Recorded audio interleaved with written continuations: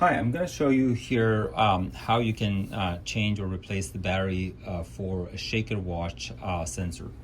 Basically, ShakerWatch, it's a tri-axial wireless accelerometer by Motionics for monitoring and test of any shale shaker and vibratory screen. So let's say I have this ShakerWatch, and of course from the app you can go to the sensor section, and if you connect you should be able to see the level of your battery. Basically this is full, but let's say for some reason, okay, well, after a couple months the battery is low, I need to replace the battery. You're gonna just bring here, and also you need a Phillips screwdriver. That's all what you need. Let me just zoom here and see if I can show you a little more. Here we go. So all what you need to do is just open these 4 screws and remove this cover.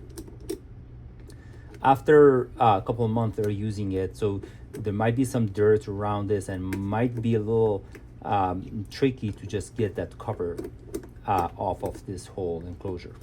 So you can use a little small screwdriver and lever the cover so it will come out easy. Okay, so well, this one came out pretty easy. So as soon as you remove this one, as you can see here, this is the coin battery, and there's a little o-ring here. By the way, you're not going to remove that one, and once you close it, make sure that o-ring is in the place. So just simply you can just use your hand, and just like using the finger you can remove this one. You don't need any tool. And remove that one. Bring the new coin battery. If you don't have that extra spare coin battery, you can buy a new one. It's a CR2477 coin battery. You just bring that new battery, just place it first from the connector side and push it in. That's it. And put that cover back. But when you put that cover back, make sure you put it in the right direction. This right side shows the handle, and also there is a sign inside shows the y-axis. Make sure it's aligned with the label. And put all the 4 screws back and close them. You don't need any specific tool, just a simple screwdriver.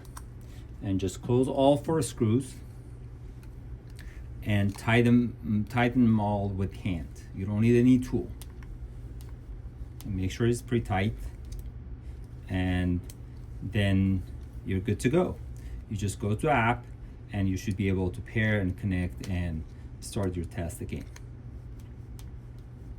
For more information, of course, you can visit our website or you can contact us anytime. Thanks for watching.